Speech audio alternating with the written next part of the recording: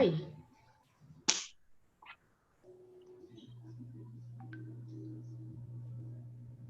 Hola, buenos días, casi tardes. Estamos aquí otra vez en charlas desde casa con Actualícese, acompañándolos en estas tardes y en estas mañanas de confinamiento obligatorio, de cuarentena. En esta ocasión tenemos a un invitado muy especial, al doctor Luis Adelmo Plaza. El doctor Luis Adelmo Plaza es contador público, es magíster en Administración Hacienda Pública, especialista en Derecho Tributario, certificado en normas internacionales por la ACA, tiene diplomado en precios de transferencia, autor del libro de retención en la fuente, régimen tributario especial para entidades sin ánimo de lucro. Su experiencia está en 10 años en el sector privado y 15 años en la administración de impuestos. Bueno, una cantidad de experiencia acumulada para participar con nosotros en esta charla y aclararnos un montón de inquietudes acerca del régimen tributario especial y las entidades sin ánimo de lucro. Doctor Luis Adelmo Plaza, bienvenido a estas charlas desde casa. Doctor José Hernando Zuluaga, buenas tardes. Luis Adelmo, me gusta saludarlo. Qué gusto, un placer. Lo he oído en muchas exposiciones y nos hemos encontrado precisamente en sus exposiciones en Cali y en Bogotá. Muy reconocido precisamente por su sapiencia en temas de NIF y esa famosa integración que hicieron de las NIF a las normas tributarias, en donde casi nos dejan locos a todos, pero ahí vamos cogiéndole la pista al asunto. Luis Adelmo, tengo que hacerle conocer que los que nos escuchan son contadores públicos, auditores, revisores fiscales, economistas, administradores, abogados, emprendedores y aquellos con formaciones técnicas o tecnológicas de estas áreas. De manera que sea bienvenido. Nosotros lo que estamos es acercándonos a este auditorio con personas de alto nivel, como es su caso, para que nos den a conocer todos estos efectos y estos cambios y, de ser posible, los efectos que produce el tema en que está tratando el COVID-19. Muchas gracias, Luis Adelmo. En Actualícese le quedamos muy agradecidos por su presencia. Bueno, no, muchas gracias a usted, doctor Zuluaga, a Carolina, por esta invitación que me han hecho para poder compartir algunos temas con toda la comunidad contable y tributaria del país. Pues qué buen momento y espacio para poder compartir esos temas. Creo que hoy en día, con esta situación que vive el país, donde todos debemos pues, quedarnos en casa, cumplir esas medidas, pues estos espacios de aprendizaje y conocimiento, pues qué mejor manera para poder lograr y hacerlo. Y ahora pues este espacio que brinda Actualícese para que todos podamos prepararnos, pues creo que es una muy buena oportunidad. No hay excusa para decir que no hay cómo aprender, porque pues qué mejor oportunidad para eso. Por supuesto, como usted lo mencionaba al principio, de que a todos los contadores y tributarios del país nos tocó aprender nuevamente a hacer las cosas de una manera diferente con la entrada en vigencia de las normas de contabilidad. Pues en materia tributaria había que hacer algo, ¿cierto? Para bien o para mal, pues no se sabe, eso el tiempo lo dirá, pero desde mi perspectiva creo que la entrada en vigencia de las normas de contabilidad, como entraron, y el tema tributario, para la profesión y todos los interesados en este tema, ha sido una excelente oportunidad para aprender, para reaprender cosas, dejar cosas que veníamos haciendo de pronto muy rutinariamente y nos permite reaprender. Y es una muy buena oportunidad para que todos tengamos nuevas opciones de hacer las cosas. Entonces, creo que el tiempo dirá y nos dará unos nuevos espacios para ubicar y trabajar. Entonces, creo que en eso aún todavía me siento como que estamos aprendiendo todos los días nuevas cosas. Sí, señor. Bueno, doctor, entonces iniciemos. Yo creo que podemos dar una buena introducción hablando acerca de cuál fue el cambio que usted considera el más relevante para las entidades sin ánimo de lucro que trajo la ley 1819 de 2016, ya que usted estuvo inmerso en la planeación de dicha ley. Bueno, digamos que las entidades sin ánimo de lucro, o sea, tuvieron o han tenido unas modificaciones, tuvieron unas modificaciones bien importantes a raíz del análisis que hizo la Comisión de Expertos cuando evaluó ese sistema, todo el sistema tributario, y dentro del sistema tributario analizó y revisó las entidades sin ánimo de lucro. Y en ese análisis que hizo la Comisión de Expertos, en ese informe que presentó en el año 2016, finales de 2015 y en enero de 2016, pues realmente llegó a una conclusión, era que las entidades sin ánimo de lucro, pues había un universo gigante de entidades sin ánimo de lucro que unas estaban haciendo las cosas en debida forma y otro grupo no lo estaban haciendo de manera bien. Por lo tanto, ellos consideraron, en ese informe consideraron que las entidades sin ánimo de lucro debería el Estado hacer un mayor control. Y ese control, básicamente, lo que ellos establecían era que tenían que enmarcarse dentro de un grupo de actividades y no podían ser de manera automática acceder a unos beneficios fiscales. Y ahí en esa parte, esa recomendación fue la que acogió, digamos, el Gobierno Nacional y fue la que presentó cuando puso el proyecto de ley a discusión del Congreso de la República, lo que hoy conocemos con la ley 1819, donde estableció unos parámetros. Dijo, oiga, toda entidad sin ánimo de lucro que exista en el país, si bien es cierto, desde el punto de vista del Código Civil se puede constituir y legalizarse como entidad sin ánimo de lucro, pero para efectos fiscales van a tener que hacer un proceso adicional. Van a tener que informarle a la Administración Tributaria y con esa información la Administración Tributaria les va a dar una calificación. Entonces, el cambio sustancial, uno de los cambios sustanciales que vamos a mirar para esas entidades está asociado a dos elementos. Uno es que no por el hecho de ser entidad sin ánimo de lucro ya goza de los beneficios fiscales. No, tiene que pedirle una autorización e informarle a la Administración Tributaria para que ella le diga que sí va a poder tener esos beneficios. Y el otro cambio tiene que ver en que las enmarcó en unas actividades meritorias. Es decir, cualquier cosa que haga no se entiende como una actividad meritoria que le dé la característica, condición para tener beneficio en materia de impuesto a la renta. Entonces, con esos dos cambios lo que hizo fue encasillarlas y decirles, oiga, ustedes pueden ejercer entidades sin ánimo de lucro, pero tienen que hacer unas actividades que el Gobierno Nacional ha considerado como meritorias, son las que el Estado quiere incentivar, que el Estado por su naturaleza a veces no puede cumplirla, como lo manda la Constitución Política, entonces requiere del apoyo o la ayuda de otras entidades no gubernamentales, entidades sin ánimo de lucro, para que la ayuden a ejecutar esa misión que tiene el Estado a través de la Constitución Nacional. Y entonces por eso enmarcó unas actividades meritorias para que se hicieran esas actividades. Y entonces ahí están las dos labores fundamentales y los dos cambios sustanciales que introdujo la ley 1819. Solicitar una calificación y un tema importante, no solamente es calificarme por una sola vez, sino que todos los años voy a tener que hacer un proceso de actualización para que la Administración Tributaria me esté dando ese aval de que puedo continuar con el beneficio fiscal. Entonces, ahí podríamos enmarcar esos dos cambios relevantes que, por supuesto, creo que en el transcurso de esta conferencia, pues vamos a hablar de otras características que tienen que tener en cuenta esas entidades. Listo, doctor, muchas gracias. Bueno, ¿por qué no nos recuerda cómo están clasificadas las entidades sin ánimo de lucro? Bien, digamos que desde el punto de vista de la creación de las entidades por el Código Civil, ¿cierto? El artículo 635 del Código Civil nos dice que las entidades sin ánimo de lucro, pues son las corporaciones, fundaciones y asociaciones. Es como la regla general que nos trae el Código Civil. Pero en materia tributaria, digamos, por eso es que aquí, y es un tema bien importante que se debe tener en cuenta a la hora de mirar las entidades sin ánimo de lucro, es una cosa, o sea, un tema es el tema, la constitución de ese tipo de entidades, y otro tema es la naturaleza que le da en materia tributaria, digamos, la ley tributaria.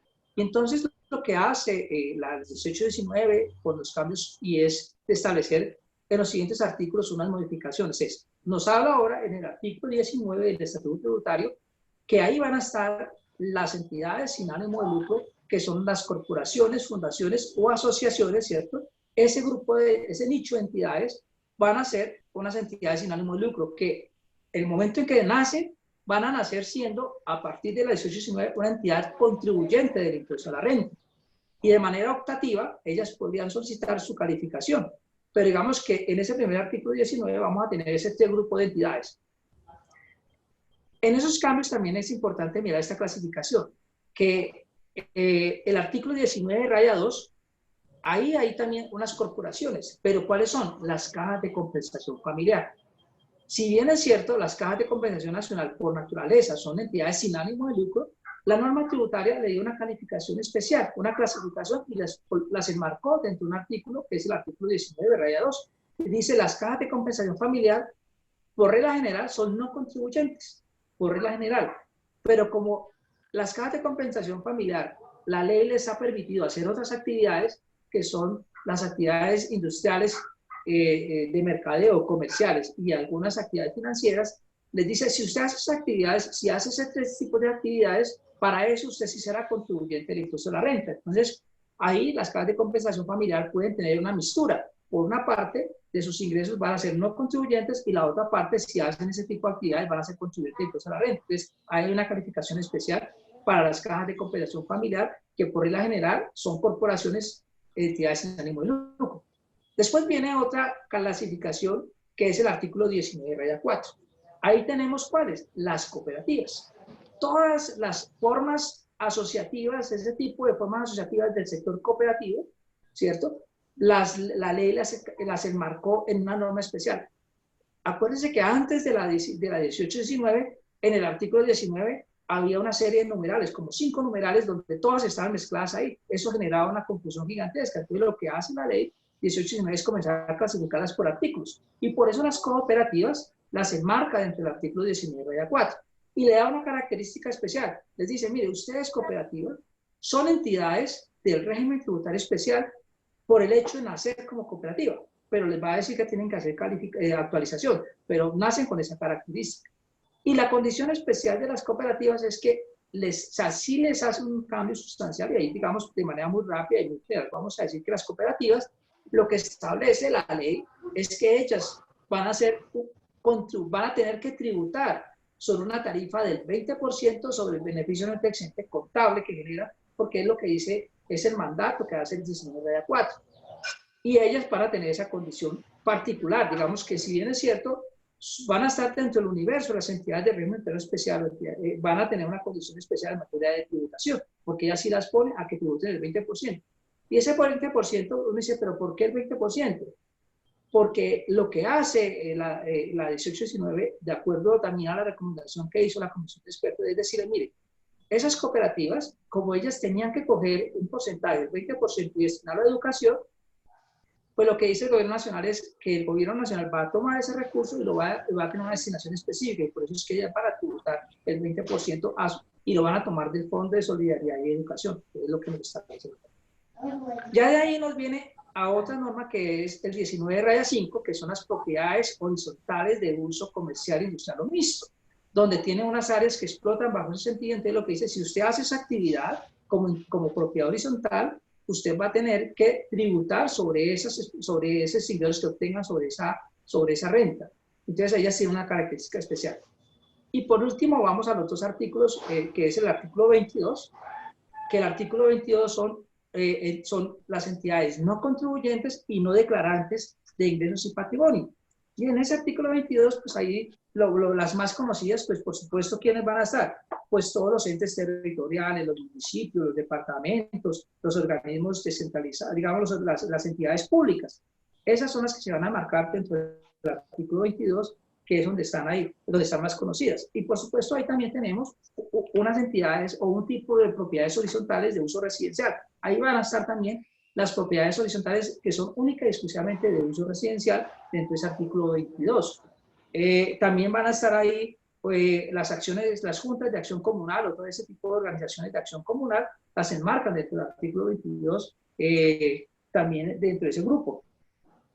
Viene después las normas del artículo 23, que son entidades no contribuyentes, pero declarantes de ingresos y patrimonio. Entonces, ahí vamos a tener un grupo de entidades que antes tenían unas condiciones especiales, como ¿cuáles? Los fondos de empleados, van a ser todo lo que ellos reciban, van a tener la condición de ser no contribuyentes, pero tienen que cumplir una obligación formal que es presentar la declaración de ingresos y patrimonio. Ahí también van a estar los sindicatos, que también estaban ahí. ¿Quiénes van a estar ahí también? Las asociaciones gremiales también. Es un grupo de entidades sin ánimo de lucro que esta ley 1819 les hizo un cambio porque antes tenían que tributar sobre las rentas por los tipos de explotaciones comerciales que generaban. Y una serie de entidades o organismos descentralizados, ¿cierto?, que las enmarca acá como los establecimientos públicos. De aquí vamos a encontrar, por ejemplo, las universidades públicas, los hospitales públicos. Van a estar dentro de este artículo 23 como entidades no contribuyentes, pero declarantes de ingresos y patrimonio. Creo que en esos artículos que hemos mencionado, en eso, desde el punto de vista tributario, se ha hecho esa clasificación de las entidades sin ánimo de lucro con algunas características especiales en materia tributaria. Doctor, y entonces, de toda esta clasificación que usted nos cuenta, ¿quiénes están obligadas a calificarse y actualizarse, a hacer la actualización del al régimen tributario especial? Ah, correcto. Todo este grupo de entidades, digamos que por supuesto, cuando ya se comienza a hacer un análisis de cada artículo, vamos a encontrar que la norma a donde buscaba, o sea, lo que ha buscado, ¿cierto?, desde el origen de la 1819 con el informe de la Comisión de Expertos, es que hay unos tipos de entidades que es a las cuales se han considerado que se deben de tener un mayor control. Y esas entidades son las que hemos denominado del artículo 19, que son las corporaciones, fundaciones y asociaciones. Como son entidades, normalmente son entidades de carácter privado, ¿cierto? Normalmente, porque puede haber una entidad de carácter público que se constituya como una corporación o fundación, pero digamos que ahí va a estar ese gran universo. Esas entidades del artículo 19, lo que dice la norma es que ellas nacen, cuando se constituyen, cuando crecen, o sea, cuando nacen siendo, desde el punto de vista tributario, como una entidad del régimen tributario ordinario, o sea, contribuyente con impuesto a la renta. Tributarían a la tarifa general como cualquier entidad o sociedad comercial. Entonces, lo que dice la norma es esas entidades del artículo 19, corporaciones, fundaciones o asociaciones, podrán optar, ¿cierto?, a ser clasificadas dentro del régimen tributario especial en materia tributaria. Y esas entidades tienen que cumplir unos requisitos. Entonces, esas entidades que van a estar dentro del artículo 19, si cumplen una serie de requisitos, pueden solicitar la calificación. ¿Y cuáles son los requisitos? Que su objeto social sea de interés general y que tengan acceso a la comunidad y estén demarcadas dentro de las actividades meritorias. Que los aportes que ellos realicen no pueden ser reembolsados ni de manera ni directa ni indirecta a los fundadores, asociados o corporados, dependiendo del tipo de entidad. Entonces, aquí vamos a tener todas estas instituciones, por ejemplo, instituciones de educación superior de carácter privado, o vamos a tener aquí todas esas fundaciones, corporaciones que conocemos en el médico hoy en día, pues a raíz de esta crisis que está viviendo el país en materia de la salubridad, pues están siendo muy utilizadas porque son las que están haciendo todo este tipo de apoyos a la sociedad, a la comunidad. Esas entidades son las que van a tener que hacer el proceso de calificación. ¿Cuándo lo hacen? Pues normalmente es que una vez se constituye legalmente, pues van a hacer ese proceso ante la administración tributaria de decir, yo quiero ser una entidad del régimen tributario especial porque quiero tener los beneficios en materia tributaria.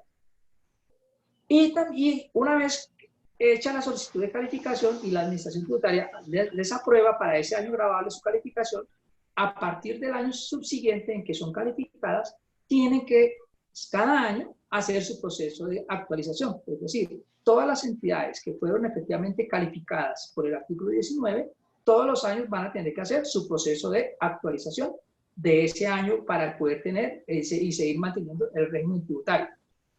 Esas son de las 19. También van a tener que hacer el proceso único, y aquí esa es la diferencia entre una cooperativa y una corporación o fundación, es que las cooperativas, como les mencionaba anteriormente, nacen siendo una entidad del régimen tributario especial. ¿Qué significa? Que en el momento que se constituye una cooperativa, ellas no van a tener que hacer calificación, porque ellas, la ley les dijo que ya estaban calificadas.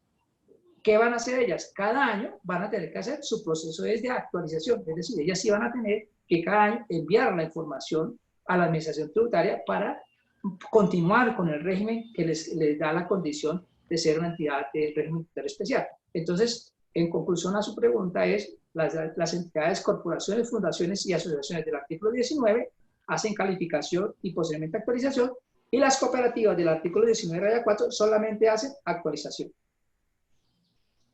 Gracias. Doctor, por acá hay una pregunta. Dicen, ¿cómo determinar el beneficio neto o excedentes de las entidades del régimen tributario especial? Bueno. Aquí, en esa norma, esa es una de las discusiones más fuertes que han habido a lo largo, digamos, de la modificación que hace la 1819, y más que la 1819 es el decreto 2150 que se escribió en su momento, que es el decreto que reglamenta todo lo que tiene que ver con las entidades del régimen tributario especial. Y eso ¿cómo lo podemos resolver? El artículo 357 del Estatuto Tributario, que es el que nos dice la determinación del beneficio neto excedente. Esa norma es la regla general de cómo se determina el beneficio neto excedente fiscal, porque es la norma tributaria. Entonces esa norma nos dice, voy a mirar, a leerla aquí para que todos la tengamos presente, dice el artículo 357, determinación del beneficio neto excedente. Para determinar el beneficio neto excedente se tomará la totalidad de los ingresos, cualquiera sea su naturaleza, y se restará el valor de los egresos de cualquier naturaleza, y que tengan relación de causalidad con los ingresos o con el cumplimiento del decreto social. Entonces, cuando uno lee el artículo 357, uno de los temas es que ese artículo nunca me establece el ingreso o el egreso si es el contable o el fiscal. Esa era una discusión que había y que hubo en su momento. Esa norma es genérica. Entonces, antes de la 1819, teníamos el decreto 4400. Y ese decreto, digamos, se había inclinado, o su reglamentación se inclinó por un beneficio neto excedente relativamente contable. Y además, pues el origen de ese decreto es 2004. Entonces, en ese momento, lo contable y lo fiscal, pues estaba muy unido, no había mucha diferencia. Entonces, digamos, la utilidad contable que se generaba era muy similar a la utilidad fiscal. Entonces, no había tanta diferencia. Por eso, digamos, nunca hubo una discusión y no había no había gran discusión en su momento. Pero, me gusta contar un poco el antecedente para que todos después entiendan por qué se migró a lo fiscal. Y un antecedente va siendo ese. El segundo antecedente es que cuando entra a regir las normas de información financiera en Colombia, o sea, cuando sale la ley 1314 y salen todos los decretos que establecen los grupos contables en el país y adopta los modelos de contabilidad de las normas internacionales de información financiera, las NIF plenas y las NIF para pymes y el marco contable para las del grupo 3, se van a un modelo, digamos, ya donde hay mediciones iniciales, medición posterior, mediciones a valor razonable, unos temas contables pues que ustedes más que nadie lo saben, que sí inciden en un momento dado en la utilidad contable de las entidades. Es decir, mucha parte de la utilidad contable de las entidades, sobre todo entidades complejas, o sea, pueden haber entidades que están en ese tema, tienen una utilidad que no está efectivamente realizada. ¿Y por qué? Porque está influenciada por las mediciones a valor razonable. Y entonces un ejemplo sencillo acá era, por ejemplo, si usted tenía una propiedad de inversión, ¿cierto? Que la propiedad de inversión se mide al modelo de valor razonable, pues simplemente si sube de valor esa propiedad de inversión, me genera un ingreso y al generar un ingreso me aumenta la utilidad contable. ¿Eso qué implica? Que si en materia tributaria nos íbamos bajo la misma regla del beneficio neto excedente contable, podría haber situaciones donde al aplicar la renta exenta, o sea, a ir a mirar cuánto tenía que reinvertir la actividad sin ánimo de lucro del régimen tributario especial, tenía que reinvertir más allá de lo que efectivamente tiene. Y entonces, a raíz de eso, ¿qué es lo que pasa? Lo que hace el decreto 2150 es decir y establecer básicamente eso. Como sabemos todos los efectos que tienen las normas de contabilidad de información financiera en los estados de resultados, y hay muchas cosas que no están realizadas, entonces se hace necesario migrar hacia el beneficio neto excedente de carácter fiscal, no el contable. Y ese es un cambio que es uno de los primeros cambios que se encontró con la expedición del decreto 2150. ¿Hacia dónde va ese tema? Entonces, Por eso ustedes van a encontrar en la reglamentación del decreto 2150, en los artículos 1215, 120, le digo exactamente para que es el artículo, sí, el artículo 1215120, que es el artículo de ingresos, el artículo 125121, que es el artículo de egresos, el 1215122, que es el artículo de inversiones, y el 1215124, que es la determinación de beneficio de fiscal. Ahí, en esos artículos, vamos a observar lo siguiente, y para poder responder la pregunta del colega. Es el artículo 1215120 me dice el ingreso fiscal. ¿Cómo es el ingreso fiscal? Lo que dice es, coja el ingreso contable, y aquí lo que hablábamos, doctor Zuluaga, aquí vamos al artículo 21.1, que es la coexistencia entre lo contable y lo fiscal. Entonces, coja los ingresos contables, ¿cierto? Ahí le va a aplicar las limitaciones y excepciones que están dentro del estatuto tributario para llegar al ingreso fiscal. Entonces, ahí vamos a encontrar esa primera regla. Y aquí es algo bien importante que tengan en cuenta las entidades del régimen tributario especial. Es que los ingresos son el 100% de los ingresos ordinarios y extraordinarios. ¿Qué significa eso? Que si yo vendí una casa, ese ingreso por ganancia ocasional hace parte de este ingreso. Aquí, para las entidades del régimen tributario especial, no hay clasificación de ingresos. O sea, no es decir, unos ingresos son ordinarios, otros extraordinarios. No, todos los ingresos van a estar en una sola bolsa, en materia contable. Y después, lo que hace restar lo que no tenga, o sea, las mediciones a valor razonable, o sea, los que están con limitaciones y excepciones desde el punto de vista del estatuto tributario, o sea, aquellas cosas que son de mediciones a valor razonable para llegar al ingreso fiscal. Esa es una de las características. Aquí no va a depurar, no va a haber, en el caso de las entidades sin ánimo de lucro, no van a poder restar ingresos no constitutivos de renta ni ganancia ocasional. Ellas, todo ese ingreso hace parte de la bolsa para determinar el beneficio neto de excedente fiscal. Y eso es importante tenerlo presente porque ha habido inquietudes, oiga, los dividendos. Una entidad de renta especial que tenga acciones en o tenga una participación accionaria en otra sociedad y le pagan dividendos, esos dividendos los restaría como no constitutivo de renta ni ganancia ocasional. La respuesta a esa pregunta es no. Todos esos ingresos hacen parte de la bolsa de ingresos para determinar el beneficio neto de excedente fiscal. Y eso ya fue ratificado en una sentencia que fue expedida el año pasado, donde se declara la legalidad del parágrafo primero de este artículo que les estaba mencionando, donde dice que los ingresos son totales, que ya eso está decantado. Esa es una primera regla. Tengo el ingreso contable de puro y llevo al ingreso fiscal con las reglas especiales que me establece ese artículo.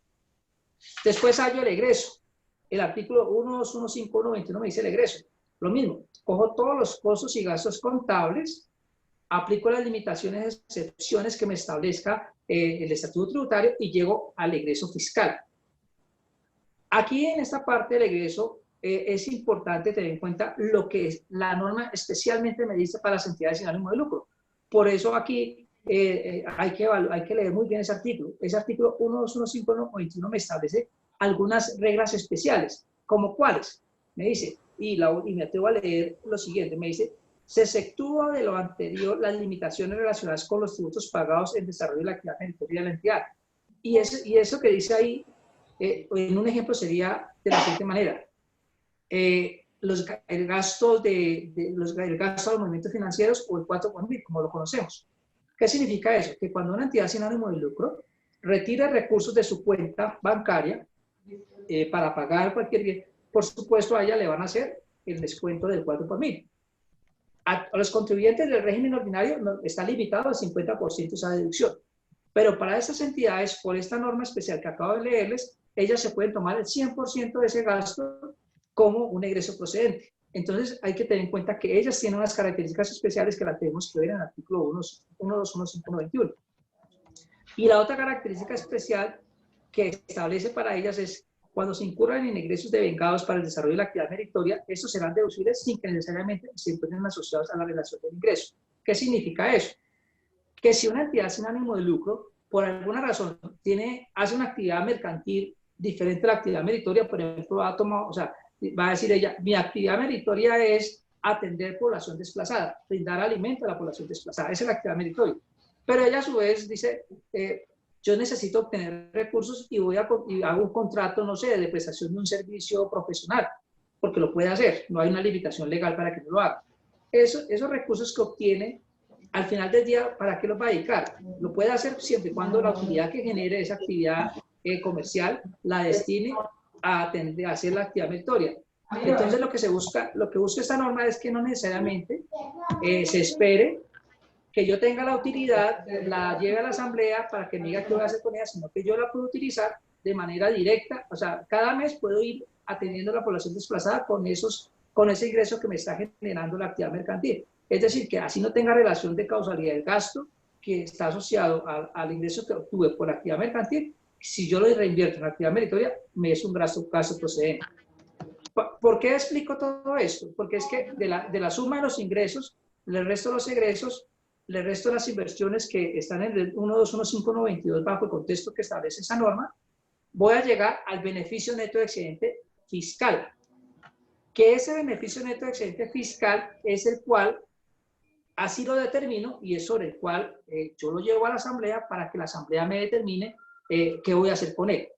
Y ahí sí hay una cosa importante para terminar esa pregunta, que se ha extendido un poco más, es si dentro de los gastos yo tengo ingresos no procedentes, es decir, por alguna razón, como usted tiene que en todo caso aplicar las reglas del estatuto tributario, yo tuve un gasto que no cumple los requisitos de causalidad, o no cumplió, o no me facturaron, no hice retención en la fuente, cualquier cosa de esas, una sanción. Lo que dice la norma es que esos gastos son no procedentes y por lo tanto usted tendría que tributar al 20% sobre esos gastos no procedentes.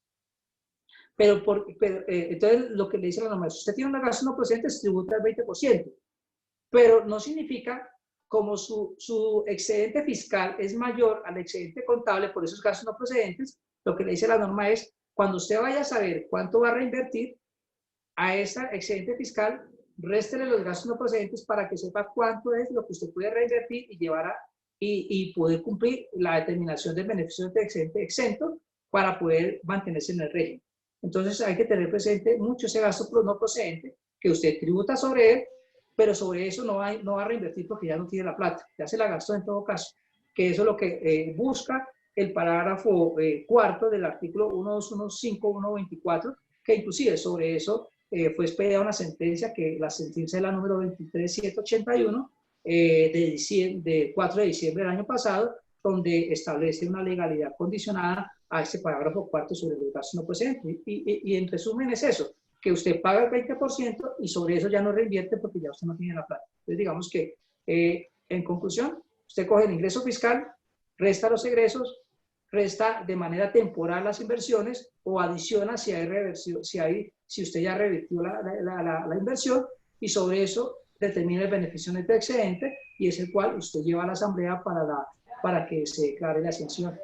Digamos que esa sería la respuesta a esa pregunta, que es bastante extensa, es una pregunta bien densa. Sí, señor. Tengo acá una preguntita que tiene que ver con la pregunta anterior. ¿Los bomberos deben realizar también la actualización? Y también me quedó la duda, ¿cómo harían, por ejemplo, los consejos comunitarios de comunidades negras, los resguardos indígenas? Mira, los bomberos tienen una condición, o sea, tienen una característica especial.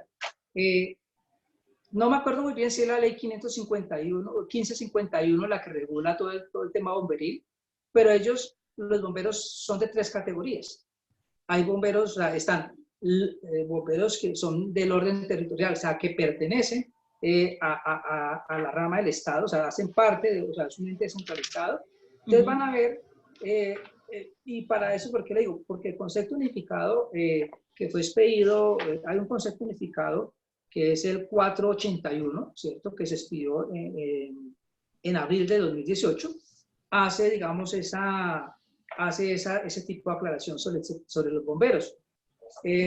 Donde dice, mire, la ley bomberil establece varias categorías de este tipo de entidades, y dentro de ellas hay bomberos que son del artículo 22, del artículo 23, es decir, son entidades pueden ser entidades descentralizadas, entonces por lo tanto ese tipo de entidades no van a tener que hacer la determinación no tienen que hacer el proceso de calificación y permanencia, porque dijimos que las que hacen ese proceso son del artículo 19 y del artículo 19-4. Perdón, lo interrumpo. Por lo tanto, o sea, y dentro de ese mismo artículo 19 están las iglesias y corporaciones y fundaciones religiosas, ¿cierto? Porque tengo acá también la inquietud que tiene que ver con lo mismo. Bueno, entonces vamos por partes. Sí. La primera parte es, estamos hablando de los bomberos. Entonces, sí. ¿A dónde va la respuesta? Es que dependiendo de la naturaleza jurídica de esa entidad que se constituida, o sea, esa entidad bomberil, de esa entidad, va a depender si tiene que hacer o no hacer proceso de actualización o permanencia. Entonces, hay entidades o hay bomberos, hay organizaciones o corporaciones de bomberos que son de naturaleza pública. Entonces, son del artículo 23, por lo tanto, ellas serían no contribuyentes, pero declarantes de ingresos y patrimonio. Pero hay entidades de bomberos que son de naturaleza privada. Entonces, ellas, dependiendo de su constitución, pueden ser del artículo 19. Entonces, ellas sí tendrían que hacer el proceso de calificación y actualización. Entonces, dependiendo de la naturaleza de ellas, van a tener que hacer ese procedimiento. Entonces, digamos que no tengo aquí a la mano exactamente en qué parte del concepto unificado 0481 hace esa aclaración y esa distinción. Entonces, para la respuesta puntual es, dependiendo de la naturaleza jurídica y de constitución de esa entidad de bomberos, va a tener que hacer el proceso de calificación o actualización o no, porque si es pública, pues se enmarcaría dentro del artículo 22 y entonces sería una entidad descentralizada que no haría el proceso de calificación, o sea, tendría que presentar ingresos y patrimonio. Por supuesto, eso es lo que tiene que hacer. Otra cosa es que la propia ley de bomberos le dijo que ellas lo que generen será no grabado, pero como tal, eso ya es la naturaleza de la renta que se genere, que no se va a grabar, pero el procedimiento, o hacer el proceso formal de actualización y permanencia, lo tendrán que hacer si esa entidad de bomberos es una entidad privada que tendría que estar enmarcada dentro del artículo 19. Y eso, como le digo, lo van a encontrar en el concepto unificado 0481 para ellas. Específicamente hay una consulta puntual de las entidades de bomberos que si la encuentro aquí mientras que vamos hablando, se las menciono, si no, pues, si no hablamos. Doctor Luis Adelmo. Sí, señor. Una pregunta que es muy común es, una ESAL que no dio el paso para ser del régimen tributario especial, pero que siguió funcionando normalmente, ¿cómo declaran, cómo tributan en renta? ¿Pueden recibir donaciones? Bueno, esa es una pregunta bastante común, ¿cierto? Y bien delicada porque si una entidad sin ánimo de lucro no hizo el proceso de calificación, pues digamos, por regla general, es un contribuyente del impuesto a la renta. Digamos que en esas ya saben que tributarán ordinariamente.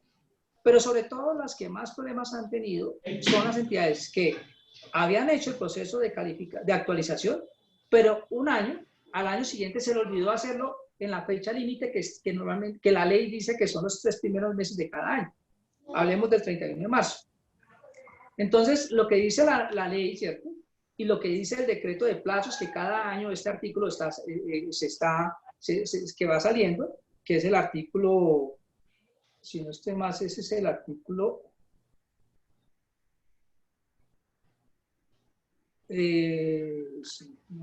bueno, ya les digo, que cada año sale, dice que básicamente esas entidades tienen que hacer el proceso de actualización. Si no lo hacen, automáticamente, sin que la administración tributaria tenga que hacer un proceso de exclusión ni nada de eso, porque simplemente es una obligación de hacerlo, lo que dice es que ya salen del régimen tributario especial. Es decir, ya esas entidades en ese año, o sea, digamos, si el proceso de actualización no lo hacen a 31 de marzo de 2020, supongamos para este año, supongamos que ya ha sido este año, a partir del 1 de abril pasan a ser ordinarios, régimen ordinario, sin que haya necesidad de un acto administrativo. ¿Qué significa eso?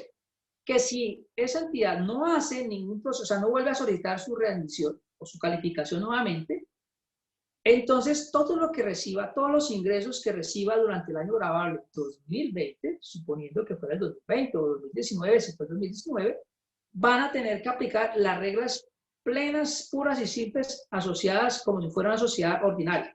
Es decir, ingreso fiscal con todas las limitaciones y excepciones, determinan su utilidad, porque ahí ya hablaríamos de una utilidad, y tributan sobre eso a la tarifa general, al 33, 32, 30, dependiendo del año, hablemos del 33% para el 2019, común y corriente, tributaría común y corriente. Por supuesto, si esa entidad recibió donaciones, pues ¿cuál es la consecuencia? Que el donante, el que entregó la donación, pues no puede tomarse la ventaja fiscal, que es el descuento tributario, que establece el artículo 257, que es el 25% sobre el valor donado. Es decir, el que realizó la donación, pues digamos que en materia fiscal no va a tener ningún beneficio, ni lo va a poder tomar como descuento tributario, porque no se le hizo a una entidad que estuviera debidamente acreditada en el régimen tributario especial. Esa es la consecuencia, digamos, frente a la donación. Y la entidad, pues por supuesto, va a tener que tributar común y corriente. Aquí es importante también hacer una precisión, porque también ha generado esa duda. Entonces, si yo pasé, o sea, si yo no quise actualizarme, no quise calificarme en el régimen tributario especial, significa que las utilidades que yo tenga las puedo seguir distribuyendo, como, o sea, entonces ya, como no soy del régimen tributario especial, entonces esas utilidades que generó, yo las voy a distribuir entre los socios fundadores, digamos, de los que abrieron esa sociedad o esa entidad, o el donante. Aquí, y en eso sí es importante mencionar que el Estatuto Tributario dice lo siguiente: una cosa es que usted no goce de los beneficios en materia tributaria porque no hizo las cosas como tenía que hacerlas, y otra cosa es que usted pierda su condición, su característica de ser entidad sin ánimo de lucro. Es decir, la condición de entidad sin ánimo de lucro es per se por el mismo momento de constitución de la entidad. O sea, su característica es ser entidad sin ánimo de lucro. Por lo tanto, que si en materia tributaria no gozó de la exención, no significa que usted pueda hacer lo que quiera con esos beneficios netos excedentes, porque usted sigue siendo una entidad de esa naturaleza. ¿Y eso qué implica? Como la que le hace la vigilancia y control, no es la DIAN simplemente lo que hace es darle una calificación para que goce de beneficios en materia tributaria, sino la entidad que lo vigila a usted, pues puede ser dependiendo lo que usted haga. Si es una entidad de educación, pues sería la Secretaría de Educación. Si es una entidad de salud, pues la Superintendencia de Salud o la Secretaría de Salud. O en últimas, la regla general es que la gobernación la vigila. Y si la gobernación en su actividad de vigilancia y control va y determina que usted cogió esa utilidad y se la pagó y se la entregó a los fundadores o a los donantes, pues ella sí puede quitarle la personería jurídica de entidad sin ánimo de lucro, y lo que hace pues básicamente es mandarla a que se liquide, se acabe, porque estaría incumpliendo su naturaleza por la cual se constituye. Entonces ahí hay que tener presente esa condición. Listo. Doctor José Hernando tiene el micrófono silenciado. Doctor Luis Adelmo, aquí hay dos preguntas de Rafael Lastra. Por favor, ¿cómo se trataría el pago por indemnizaciones por seguro? ¿Cómo se trataría en el ingreso el pago por indemnizaciones por seguro por pérdida de un bien?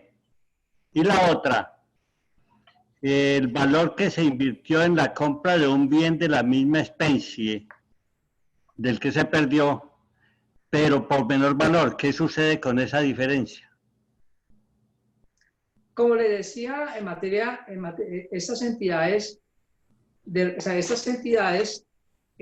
no tienen, digamos, las excepciones de ingresos no constitutivos de renta ni ganancia ocasional.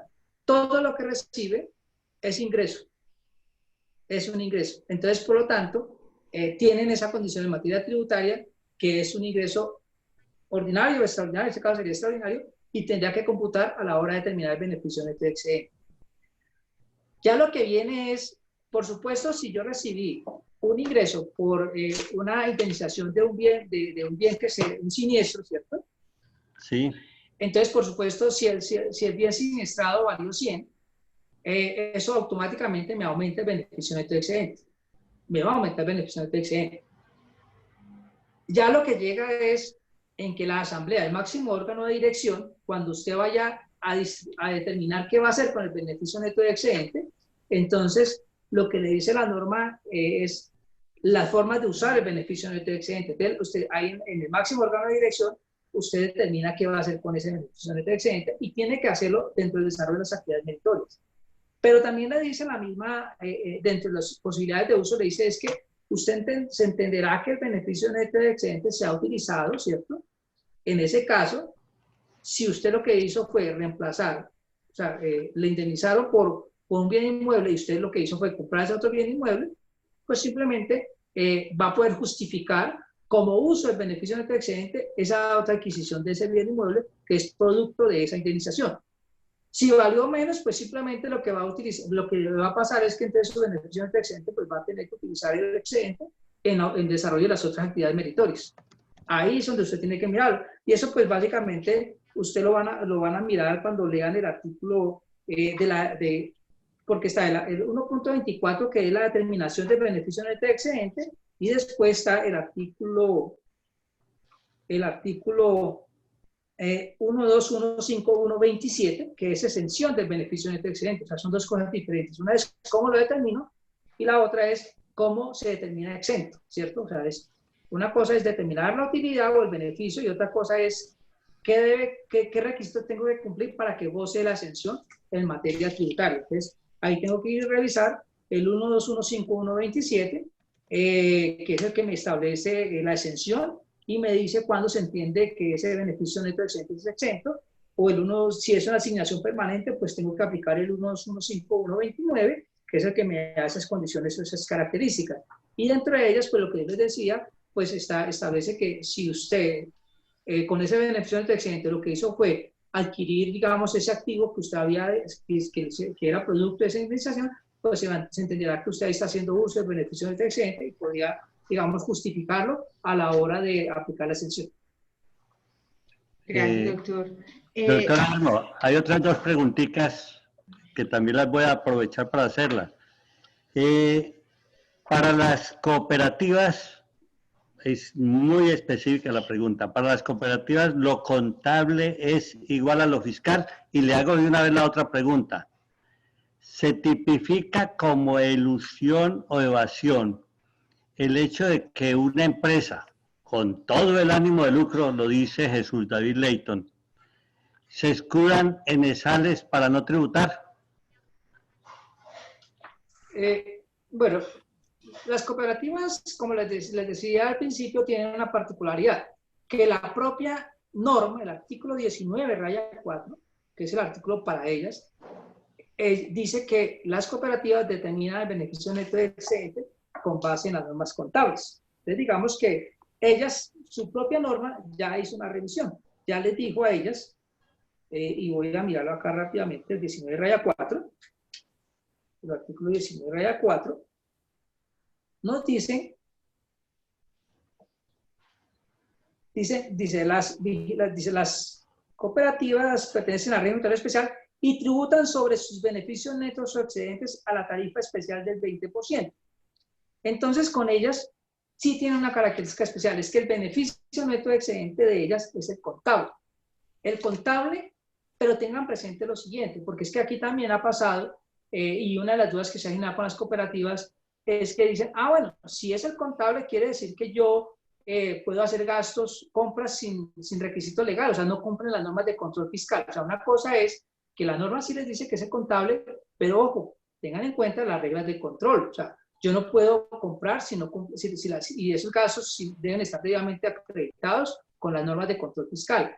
Tengan presente que si hay una norma que me dice que yo tengo que hacer pagos, o sea, los pagos a través del sistema financiero, pues me aplica el artículo 731 Real 5, que es los pagos a través del sistema financiero. Entonces, es el contable con los controles que establece las normas tributarias. O sea, los controles no se pierden por el hecho que es el contable, porque sea el contable.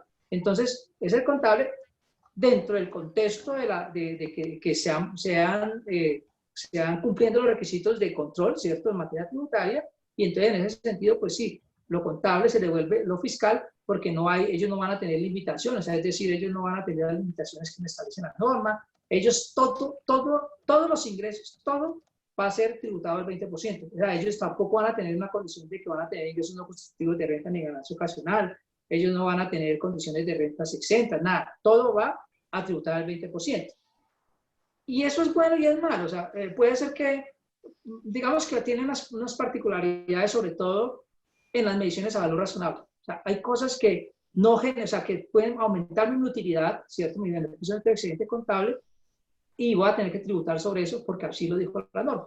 Y digamos que tiene un sentido, es porque eso que ellos tributan realmente no es un impuesto.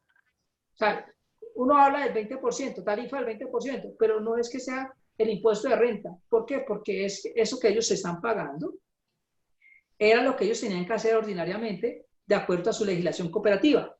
¿Qué le dice la ley 79 del 88? Le dice, oiga, usted de esa utilidad, de ese beneficio contable, usted tiene que destinar un 20% a educación, un 20% a solidaridad, un 10% a revalorización de los aportes.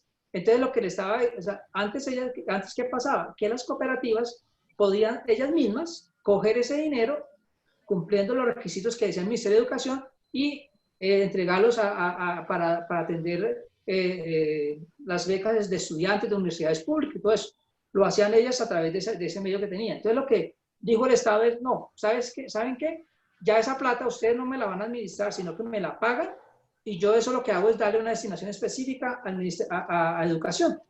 Entonces, en últimas, lo que hace este 19.4 es que el Estado toma ese recurso y se lo entrega al Ministerio de Educación para que lo utilice a apoyar la educación superior, que era lo que hacían antes ellas de manera directa, sino que ahora lo hizo el Estado. Entonces, en conclusión, efectivamente, las cooperativas determinan su beneficio neto de excedente contable con las reglas de control fiscal. Y eso sería entonces sobre la cual la base para calcular la tarifa del 20% que tiene una destinación específica, que es el sector de educación. Gracias, doctor. Bueno, pensando pues en esta situación en las que están las empresas comerciales, personas naturales, todos, y sin duda alguna las entidades sin ánimo de lucro, ¿qué pasa con esas entidades sin ánimo de lucro que no alcanzaron a hacer las asambleas antes del 31 de marzo?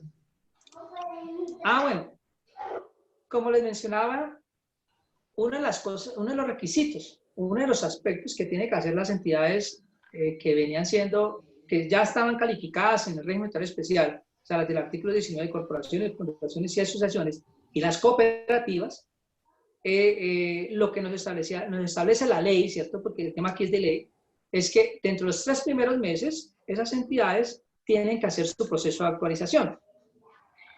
Y antes de hacer el proceso de actualización, ellas tenían que ser, dentro de esos 3 meses, dentro de esos 3 meses, la asamblea, o sea, tenía que llevarse al máximo órgano de dirección, ¿qué iban a hacer con el beneficio neto de excedente? O sea, poner a aprobación de ese máximo órgano de dirección lo que iban a hacer con el beneficio neto de excedente que había generado el año anterior. Y ahí la asamblea lo que hace es determinar en qué lo va a reinvertir, porque la exención se genera es por la reinversión en actividades meritorias. Como esa es una labor que tenían que hacer las entidades, y como les mencionaba, todos los años sale en el decreto de plazos, y el artículo siempre va a ser el mismo, que ya lo encontré aquí, es el artículo 161.13.225 del decreto 1625, es el que dice cuál es el día máximo que ellas pueden hacer el proceso de actualización. Y el que salió el año pasado decía que el plazo para hacer el proceso de actualización era hasta el 31 de marzo, de este año, de 2020. 31 de marzo de 2020. Y en esa misma fecha también se tiene una obligación adicional, que es enviar la memoria económica, que me había olvidado decir, la memoria económica. La memoria económica es siempre y cuando supere más de 160.000 VTs en ingresos. Ese es el plazo máximo.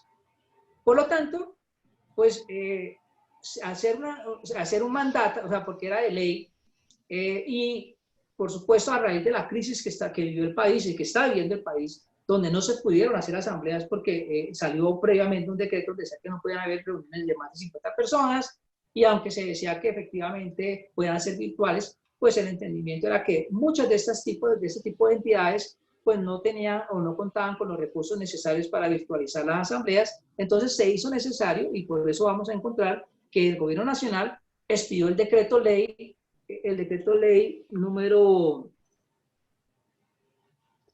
436, si no estoy mal. Expidió un decreto ley donde en el artículo 4 estableció lo siguiente, y dijo ampliación del plazo para el proceso de actualización en el régimen tributario especial.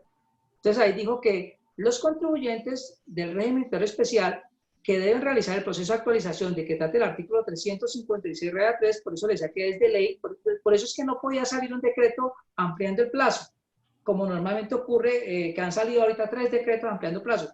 Aquí tenía que ser a través de ley, porque el que dice el plazo máximo es una ley, que es el 356 Red 3. Entonces lo que se acá es que esas entidades que tenían que hacer el proceso de actualización para el año calendario 2020, porque acuérdense que yo hago actualizaciones para este año, le da un plazo hasta el 30 de junio del 2020 para que hagan actualización. O sea, ya me amplió el plazo hasta el 30 de junio. Y asimismo lo que dice a renglón seguido es que la reunión del órgano de dirección que aprueba la asignación del excedente de que trata el inciso tercero del artículo 360, otra norma de ley, le da un plazo para que esa reunión se celebre antes del 30 de junio de 2020.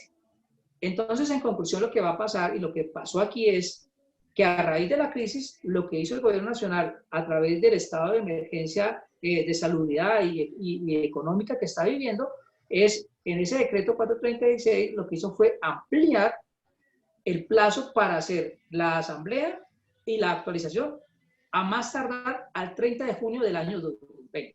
Entonces, como mencionábamos en otras preguntas, hay que tener presente esa fecha, porque no hacerlo el 30 de junio, automáticamente al día siguiente, el 1 de julio, me sacaría del régimen tributario especial con las consecuencias que ya hemos venido mencionando. Ese es uno de los cambios que a raíz del COVID-19, pues el Gobierno Nacional tuvo que hacer una ampliación del plazo a través de uno de los decretos leyes que han venido pidiendo en esta emergencia.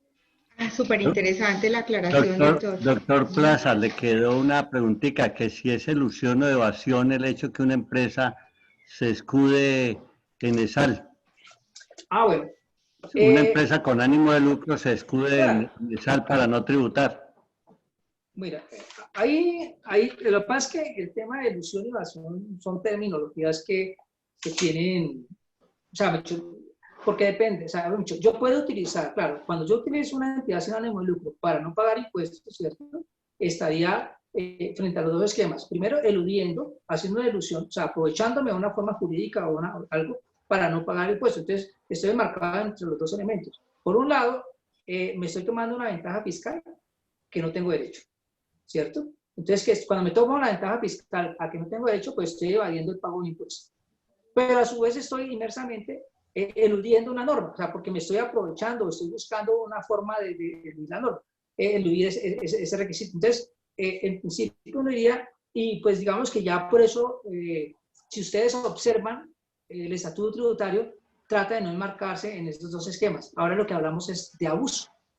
Y por eso ustedes van a encontrar en materia, tanto para las entidades sin ánimo de lucro especialmente, como la regla general de abuso, van a encontrar una norma que se llama el artículo 364, 364-1 y el 364-2, que son las normas de abuso. Me dice cláusula general para evitar la elusión fiscal. Entonces aquí me dice, mire, esta es una regla general de abuso. Entonces, hoy en día, y eso pues ha tenido mayor relevancia a través de las acciones BEPS que el mundo entró, ¿cierto? Cuando comenzó a analizar por qué las empresas no tributaban en debida forma, o sea, es cómo estaban haciendo el tema de abuso en materia fiscal. Entonces, por eso se incorporan dentro del estatuto tributario las normas de elusión fiscal como abuso. Entonces, digamos que en principio toda forma en que yo trate de eludir la aplicación o utilizar un beneficio fiscal, ¿cierto? A través de formas jurídicas donde lo formal no es realmente lo sustancial, pues estaríamos hablando de abuso. Y ahí aplicaríamos entonces las cláusulas, el artículo 364-1 y 364-2 para las entidades sin ánimo de lucro. Y entonces entre ellas dice, oiga, si usted utiliza una entidad sin ánimo de lucro, ¿cierto?, para tomar ventaja fiscal, pues usted estaría inmerso dentro de esa figura. Y lo que va a pasar ahí es dos consecuencias. Una, que si la entidad sin ánimo de lucro se prestó para eso, pues es una causal de exclusión en el régimen tributario especial a la entidad sin ánimo de lucro. Y por supuesto, para el contribuyente que se toma esa ventaja fiscal, pues tiene una consecuencia también de que puede, o sea, tiene dos consecuencias. Una es, por supuesto, que su declaración de renta pues, va a estar cuestionada por esa ventaja fiscal que se tiene, y no hay que olvidar otra cosa. Hay que ver qué tipo, o sea, en qué circunstancias usted estuvo, porque puede también estar inmerso la entidad que se prestó, o sea, la entidad que se tomó esa ventaja fiscal en un delito de carácter penal. Porque acuérdese que el delito de carácter penal que introduce la ley 2010 dice, oiga, tomar créditos fiscales, ¿cierto? Cuando no tenía lugar a ello, ese es un delito penal. Entonces, no, ahora no solamente estamos frente a, si solamente me corrigen la renta y ya, no, estamos frente también a un delito penal por tomarme esas ventajas fiscales cuando no tenía lugar a ello. Listo. Doctor, gracias. Por acá tengo una pregunta acerca de las donaciones, pero antes me gustaría que nos ampliara. A ver, tengo entendido que el decreto ley el 2106 de 2019 hizo modificaciones al tratamiento de las donaciones. ¿Usted nos puede ampliar cuáles fueron esos cambios? Y de pronto ahí está enmarcada la respuesta a la pregunta de Azucena que nos hizo aquí en el chat. Ah, correcto. Frente a las donaciones, digamos que ha sido, la 1819 cambió de manera tajante el tratamiento tributario de las donaciones. Y por eso ustedes, digamos que, si ustedes observan, muchas normas, la 1819 colocó, a veces creó normas para no dar tanta discusión que hacía unas limitaciones, digamos, transversales, para no discutir artículo por artículo.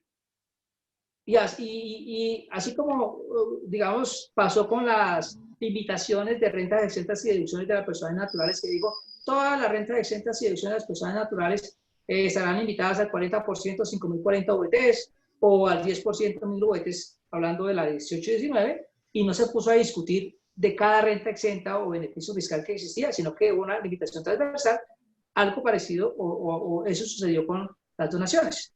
O sea, para no ponerse a discutir cada norma que tenía una ventaja fiscal en donaciones, como es el artículo 125.1, el artículo 125, el artículo 125.2, las donaciones a Gustavo Matamoros, que tenían sobre deducción del 175%, el 125%. O sea, para no dar ese nivel de discusión, lo que hizo el gobierno nacional, o y básicamente lo que aprobó el Congreso de la República, fue colocar el artículo 257.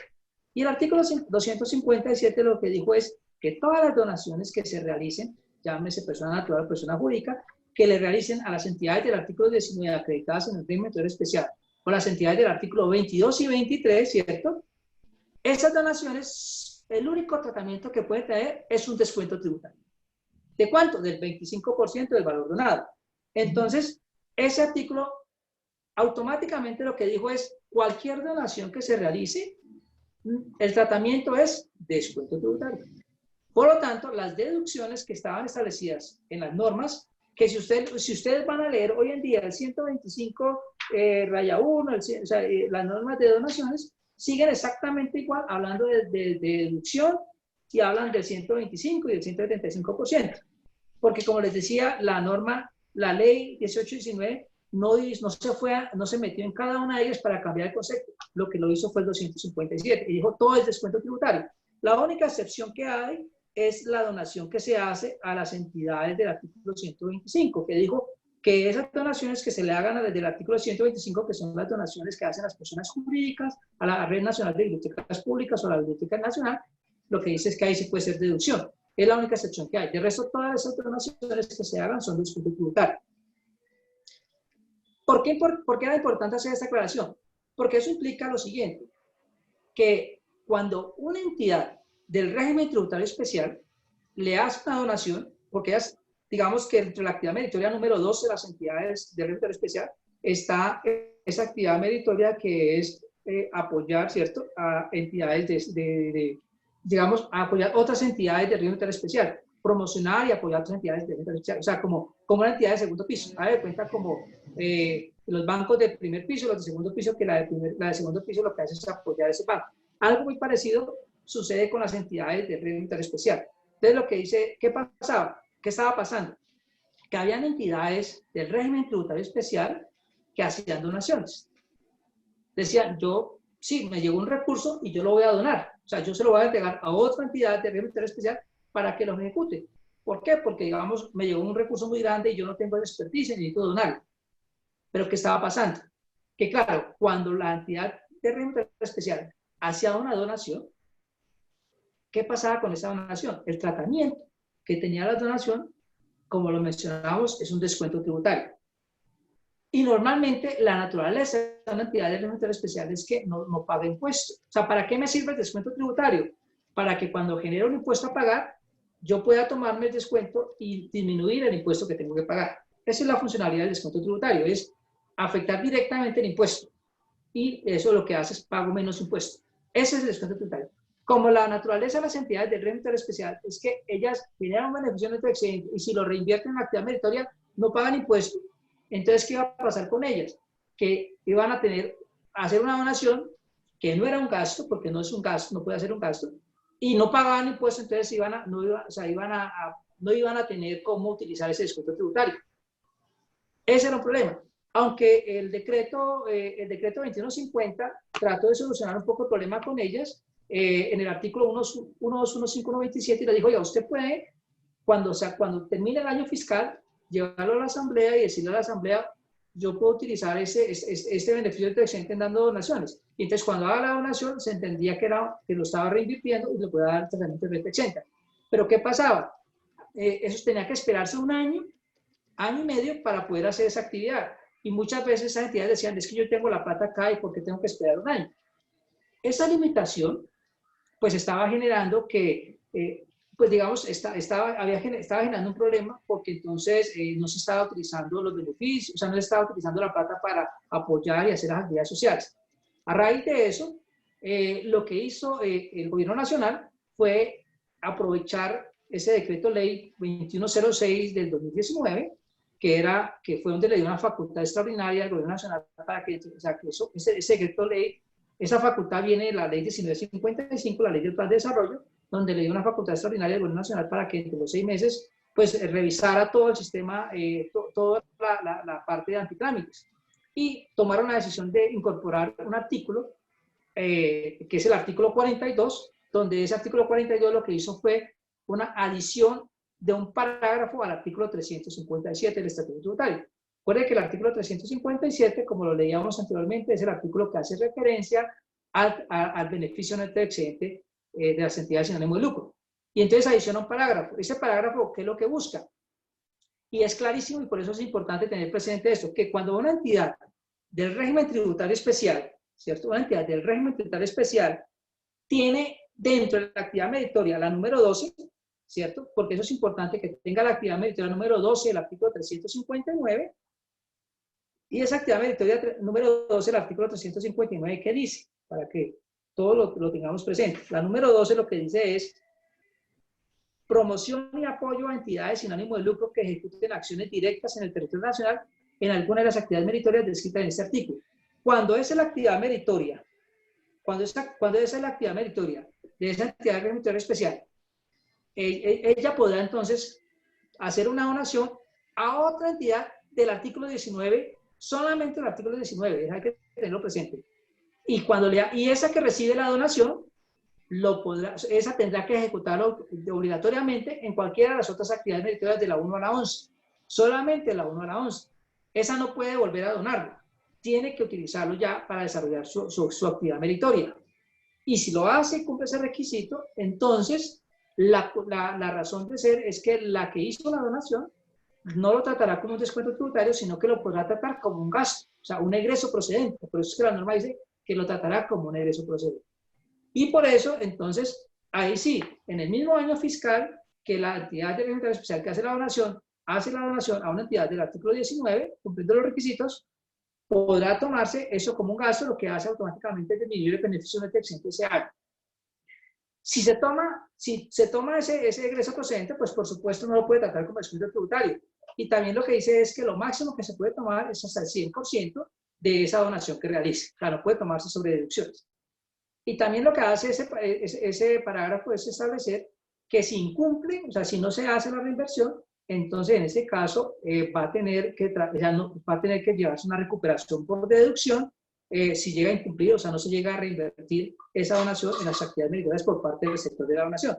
Por eso es importante que si una entidad de régimen especial hace una donación a otra entidad de régimen especial, pues la conozca muy bien porque tiene que garantizar que lo va a reinvertir. Ese fue el cambio del decreto ley 2106. Muchas gracias. Gracias, doctor.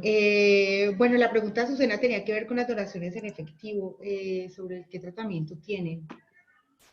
Bueno, acuérdense que el artículo 125 raya 1, dicho, las donaciones solamente pueden ser tiene que cumplir unas características o condiciones. Y el artículo 125 raya 1, si no estoy mal, el 125, requisitos de la donación. El artículo 125 raya 1 nos hace referencia a requisitos de la donación. Pero el 125 raya 2 nos habla de las modalidades de las donaciones. Entonces dice, usted sí, o sea, ¿cómo puede hacer la donación? Usted la puede hacer en efectivo, pero, si va a donar en efectivo, tiene que hacerlo a través de las entidades financieras. O sea, yo no puedo llevar 10 millones de pesos en efectivo y entregárselo a la entidad receptora, sino que tengo que llevar un cheque de gerencia, hacer una consignación bancaria, un giro bancario. Tengo que utilizar los sistemas financieros para poder hacer la donación, porque eso lo que busca es trazabilidad del recurso. Entonces tengo que hacer la donación bajo esa modalidad si va a ser en efectivo. Si es a través de bienes, ¿cierto? Entonces ese mismo artículo, el numeral 2, nos dice que cuando yo dono bienes, ¿cierto? El valor del bien, si estamos donando activos que son depreciables, entonces dice es el costo fiscal del activo menos las depreciaciones.